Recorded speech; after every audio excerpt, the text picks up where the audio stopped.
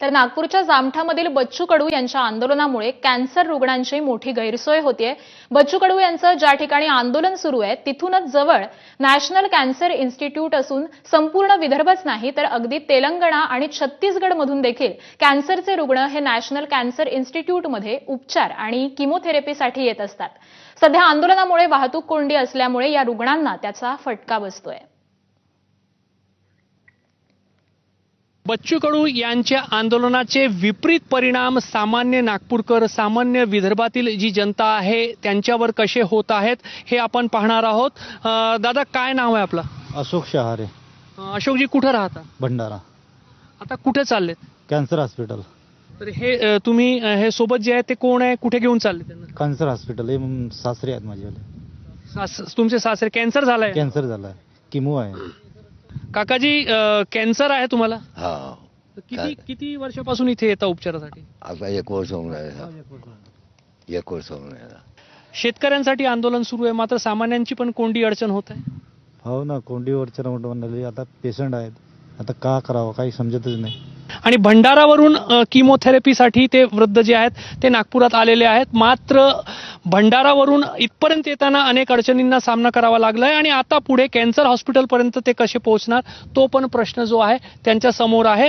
नक्कीच आंदोलक त्यांना मदत करतील आणि हॉस्पिटलपर्यंत जाण्याचा मार्ग त्यांचा मोकळा होऊ शकेल अशी अपेक्षा धरूया। कॅमेरामॅन अतुल हिरडेसह रजत वशिष्ठ, एबीपी माझा, नागपूर।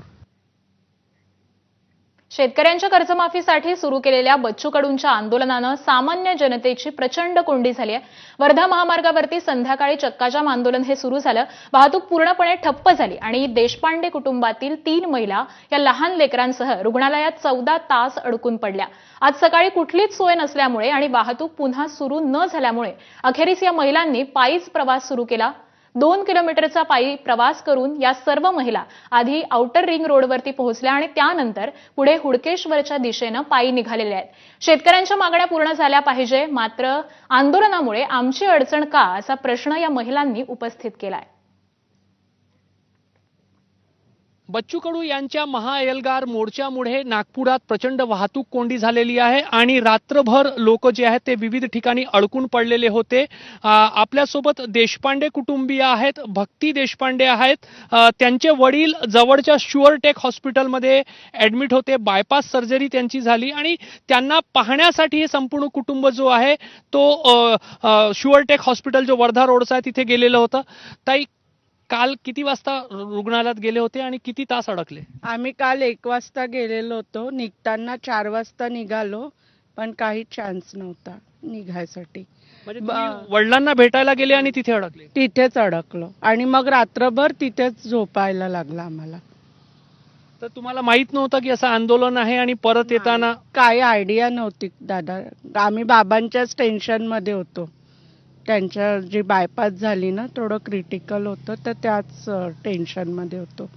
आता सकाळपासून किती वेळपासून पायी चालताय? आणि 6:15 पासून निघालेलो आहो आणि मग तसं येत आहो पायी पायी पायी पायी। पब्लिकला किती त्रास होते यांच्यामुळे, जे करायचं ते करायला पाहिजे ना। अच्छा, म्हणजे आंदोलन आपल्या बाजूला राहायला पाहिजे पण सामान्य लोकांची अडचण आहे ना त्याच्यापुढे।